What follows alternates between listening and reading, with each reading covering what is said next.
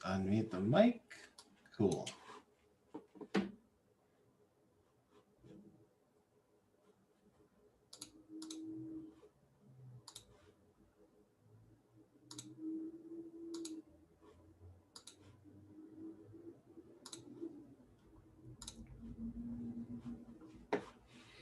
All right. Get myself all situated here.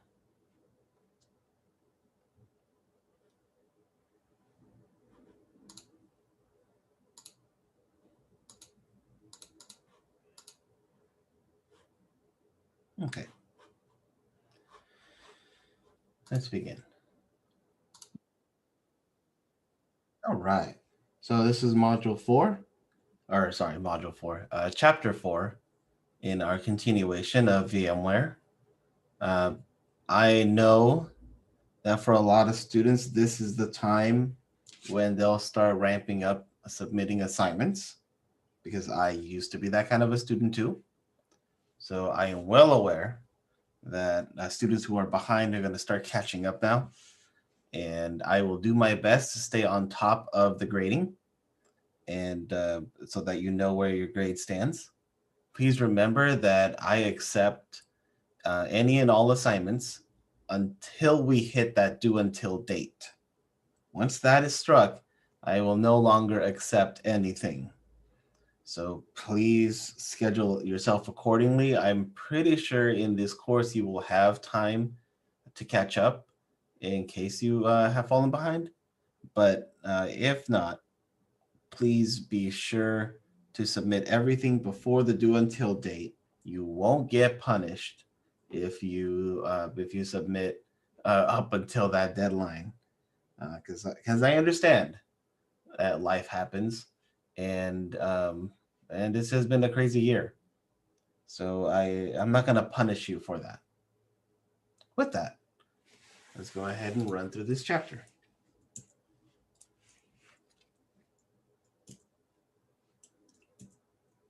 We have our 4 lessons today. Starting with content libraries, all items that we've talked about, but diving a little further.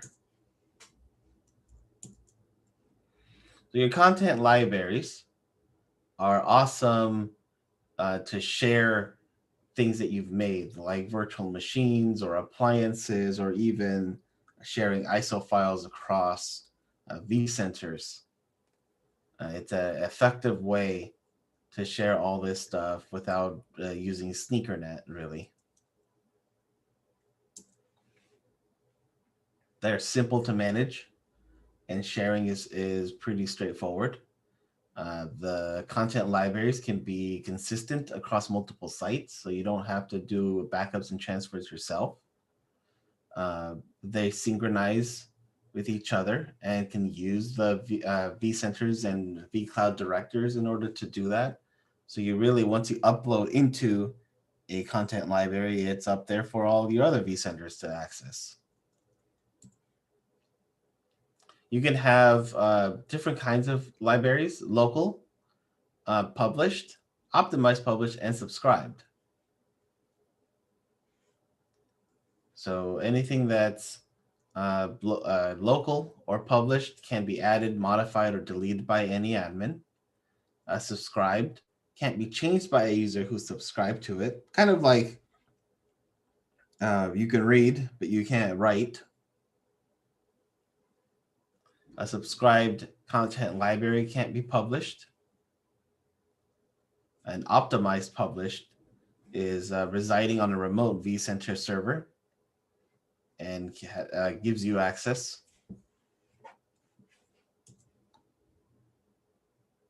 As we've seen before, it is pretty straightforward to share on or to create and share a content library. And then you would start the wizard. You would select the type of content library that you're creating. Could be a local one, could be subscribed. And then you would start populating it once you've created it. And that could be importing OVF files, importing from a URL from another content library or adding templates or VApps or whatever you want to add. Create new VMs and deploy from a template that's in your library. So you don't have to provide any more info other than that, and it'll do the download and configurations for you. We can also mount a bunch of ISO files and have them be copied down. Of course, those who have the rights to update can update content library items. And you can publish them for external use.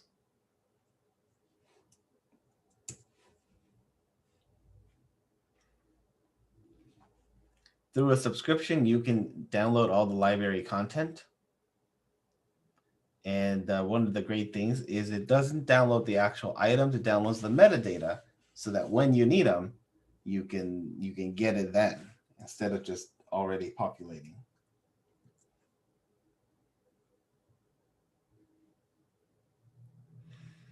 So your interactions with your subscribers can be simply an update, or can be any security updates for templates, or any files that need to take action on other servers.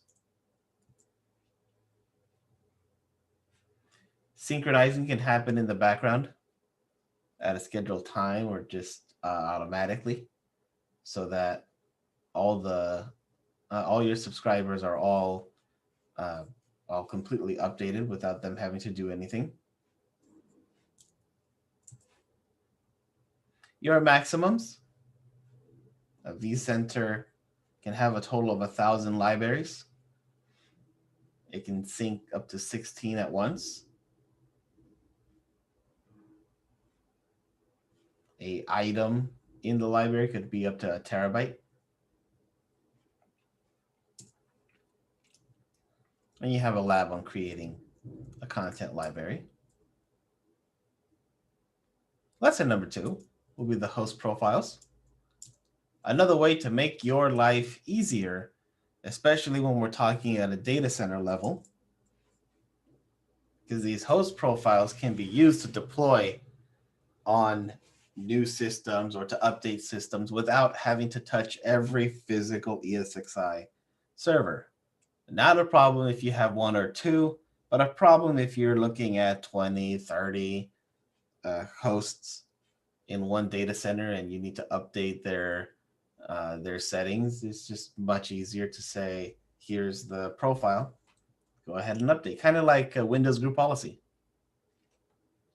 Now your reference host will have everything that you want, the right storage, networking, all the settings that you want, and then you can deploy out to your cluster.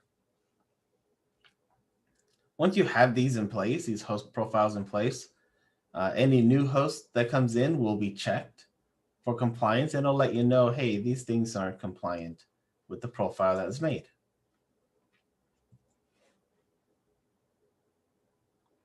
Those that show up, you'll need to put into maintenance mode and do whatever is necessary, or have it do it for you. You can customize a host and create a profile off of that host. We can also do this with auto deploy.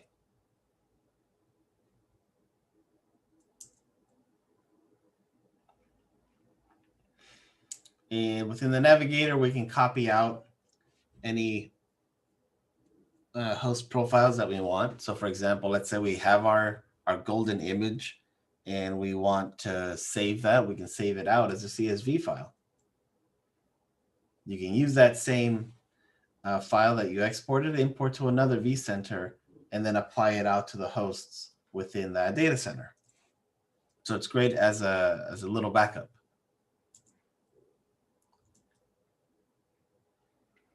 Your image builder is lesson number 3. So speaking of hosts, bringing on new hosts can always be a drag, because we have to install, we have to do setups and maintenance and whatnot, but we can automate a lot of this.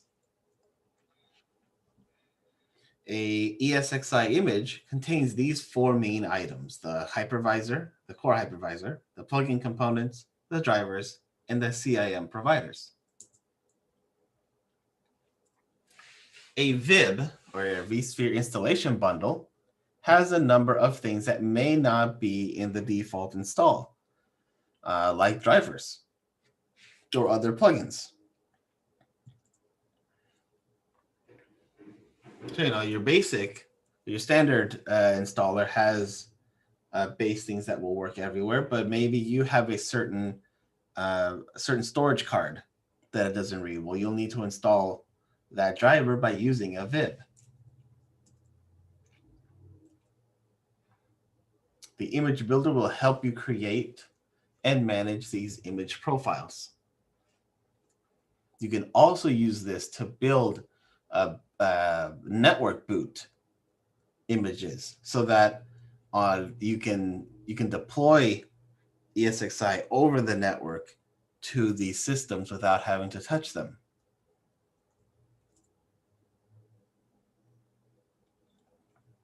There are a couple of components to this image builder, but it's definitely worth it, especially if you have a very large data center. You'll need the VIB, you'll need an image profile, and a software depot to store. So here's kind of a walkthrough of building an ESXi image. Obviously, you'll start from the web client. And then you can add or import a software depot where the image will be stored. You can clone a modified image profile. And then you can generate that image as an ISO or a zip.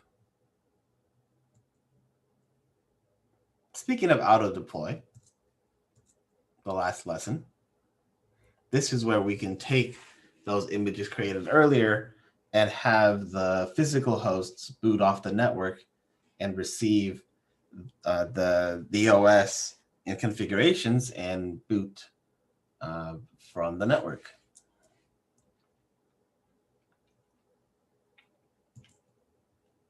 You can deploy as stateless, stateless caching, or stateful install.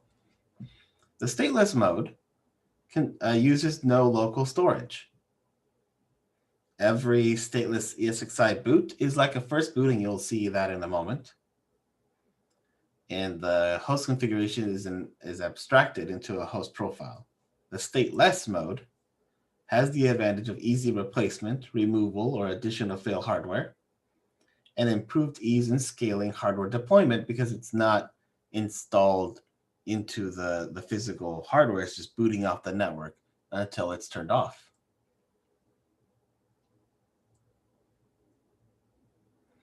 The stateless caching will save the image to a local disk, but the host continues to perform stateless reboots. So the image on the local can be used as a backup if in case it can't get the PXE boot. And the stateless caching can be configured to overwrite or preserve any existing data stores. Your stateful installation will have the host initially boot, auto deploy, and then any subsequent reboots will use the local disk. If you go about this way, know that after it's installed on the local disk, it won't boot from the network. So you'll have to find another way to update and patch the host.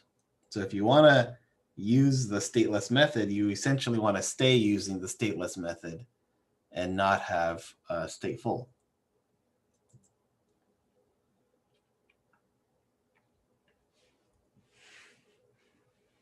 So all the host configuration and state info will be stored and managed by the vCenter server. And here you have all the information that would be stored.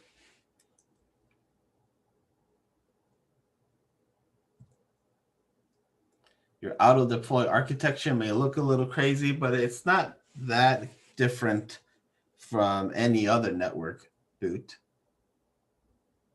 where you have to have an image, you have to have a server to start the Pixie boot, and all the files necessary to run it. The rule engine basics, which you see here in the middle, is a rule engine that determines which profile will be used for what host. It'll map those profiles to the host and attribute any settings like a specific IP or MAC address. The rule engine, of course, has rules and rule sets.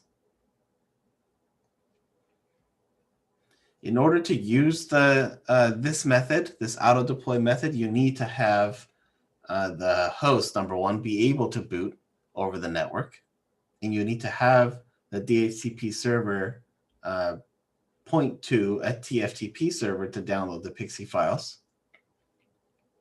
So this is definitely not something that is only within the VMware ecosystem. You're going to have to use your networking ecosystem to help out with this. So here's the initial boot for an auto-deployed host. The host turns on, calls out to get a DHCP address, sees that, oh, we have a TFTP. Cool, so it's time to go get that image. Once that image is there, then it'll contact the auto-deploy service. That'll contact the rules engine, grab the proper profile, the image profile and host profile, and what cluster this host will go into. That image is then put onto that host and applied. And then it is placed on the appropriate cluster as defined. A subsequent stateless boot would go through a similar process of starting up, booting Pixie, or booting over the network, getting its IP address, going and getting the general Pixie boot, and then contacting vSphere. And now that it's already booted once, it already knows what host profile will go to it, sends it on its way, and put in the cluster. Here's a question for you. The stateful install and stateless caching modes help minimize the dependency on vCenter server and the Pixie boot environment. And the answer is true. You can run custom scripts on stateless hosts as long as they are TGZ, no more than 10 megabytes, written in Python or BusyBox. It is possible to boot multiple hosts over the network, but if you're getting a little too big, you might want to use proxy servers to cache a lot of this information. That way, the one vCenter doesn't get overwhelmed with too many requests. You could definitely load balance with proxies.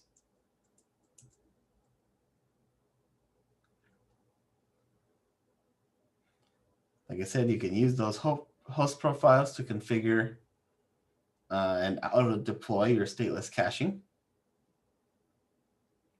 You'll create them with caching configured, and the host will run stateless in normal operation.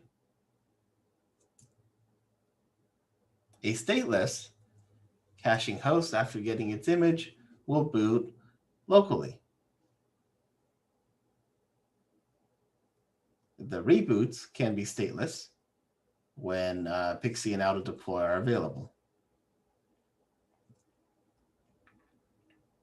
A stateful can be set up in a similar way. You go and say this will be a stateful install. After it gets its image from Pixie, then that host will continue to boot from its local disk in a stateful installation. And it won't need Pixie boot anymore. Again, before you do auto deploy, you need to make sure that your network can handle it and has the proper settings in order for this to work. So you'll need to go on your DHCP server, whichever it is, if it's pfSense, Windows, whatever the case may be, and set up the TFTP boot and boot file name. Then you can start the auto deploy service. Then you'll prepare the TFTP by creating the file necessary. Then you'll create the deployment rules. And then you'll need to activate. Just because you create the rule doesn't mean it's activated. You'll need to activate. And then it'll be ready to go. Now here's a couple things to keep in mind. If you change a rule set, any unprovisioned hosts will use the new rule set automatically. All other hosts, you'll need to do a compliance. The vCenter will reside in your management cluster. These should not be managed by auto deploy. vCenter, wherever vCenter lies, should not be affected by this. And vCenter does not need to be available for reboots of stateless caching or stateful installs. It is possible to use auto deploy with the update manager.